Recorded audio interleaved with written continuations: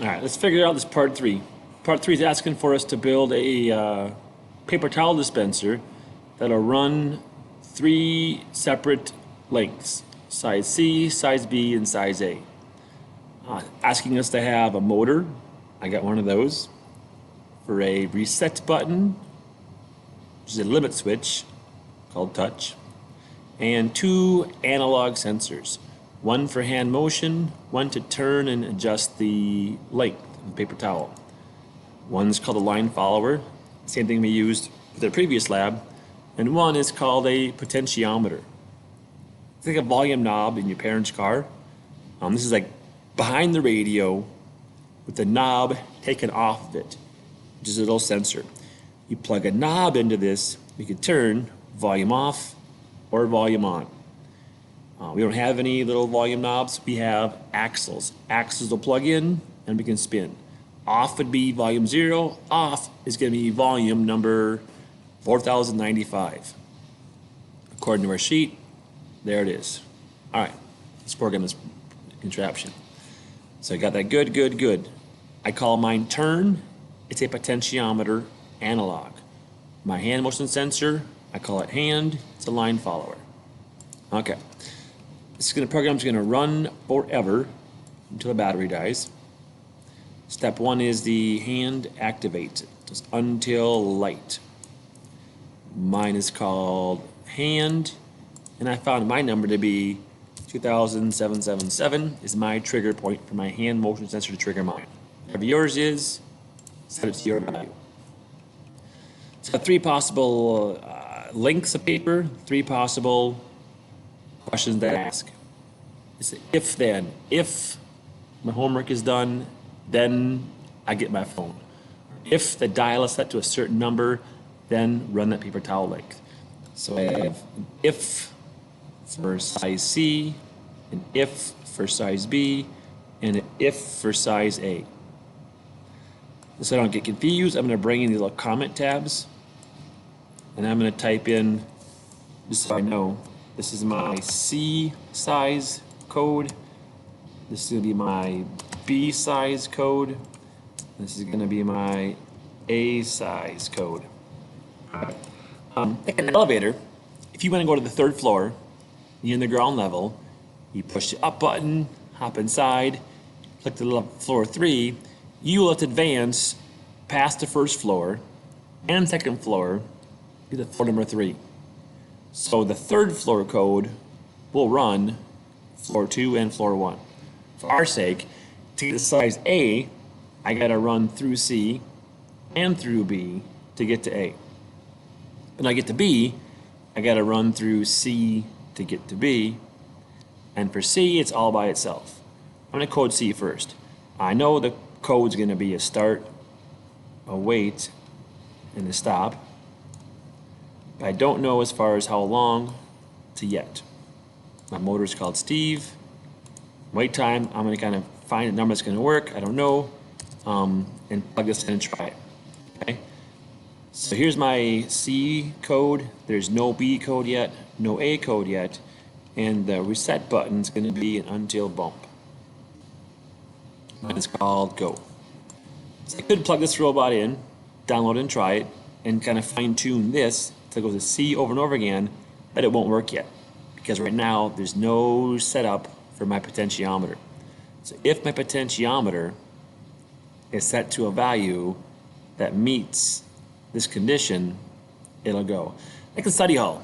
Let's say if you have no missing assignments, then you get your phone and you can play on your phone. If you have missing assignments, then you don't get your phone, no code written, no phone being used. So I'm going to have my potentiometer, sensor value. I want to be, if it's going to be less than or equal to, we're going to go be more than full volume. Full volume is 4095. I'm going to go 4100. Okay. So what it says is no matter where the sensor is set, from 0 to full open, this is going to be true. This code's going to run. Okay. So I'm gonna have this code run my C code. Download the robot. When it's running, go to robot debugger window, turn your sensors on, watch the heart rate monitor, watch the potentiometer numbers, and turn them to make this value true. When it's true, run your program, get C to work. Okay, when that's done, let's move on to B. B, same thing. Start, wait, stop. So the motor's going to start, motor's going to run, motor is going to stop. Uh-oh, border matters. Stop. And my motor is called Steve. Motor is called Steve. My robot will have speed 44. And this, I gotta find what it is. One, not gonna work. I'll try it. So what I have now, if I turn my dial to a different setting, I want to now trigger to make this also true. This is also true. So if I say less than or equal to, let's go to the middle, let's go 2000. So if I turn my dial to 4095, okay, this is true, because 4095 is less than that, right? This is true, this runs, and it comes here. Is 4095 less than 2000? No, this is false, this will not run.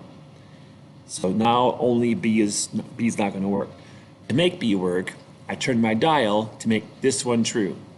So anything like 1999, true, will run.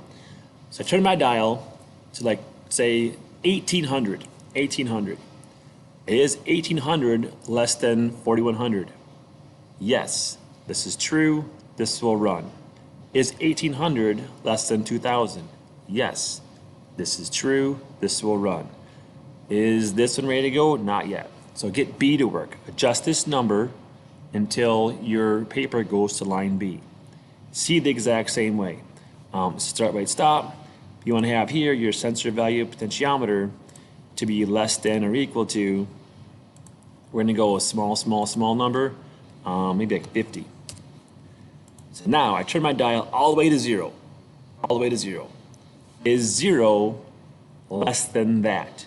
Yes, it runs past C. Is 0 less than that? Yes, it runs past B. Is 0 less than this? Yes, it'll run your code to line A. So build your code, start, wait, stop, and let's get the program running to all those times. So you got to figure out what your wait time is for all those things to make the program cooperate. Okay? So again, think of it like this here. Your dial is set to a number. If this is the only one true, only one that runs. If these two are true, these two run. If all three are true, all three will run. So turn it to a full volume, run A, or run C. Turn it to under 2000, to run B. Turn it under 50 to run A. Questions? Hey, give it a try.